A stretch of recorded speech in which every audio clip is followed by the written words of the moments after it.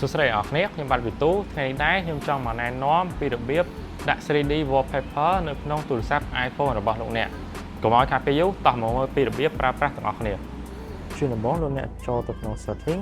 រួចអូសមកក្រោមស្វែងរកពាក្យថា wallpaper រួចចុចពាក្យថា add new wallpaper អ្នកចុចទៅលើ photo រួចជ្រើសរើសរូបណាដែលអ្នកចង់បានរួចលោកអ្នកនឹងឃើញប៊ូតុងតូចមួយនៅខាងក្រោម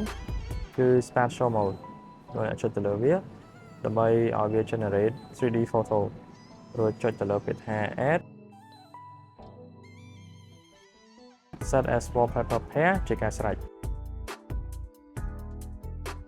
ឡូវយើងមកមើលលទ្ធផល wallpaper លក្ខណៈ 3D គឺវាបែបនេះ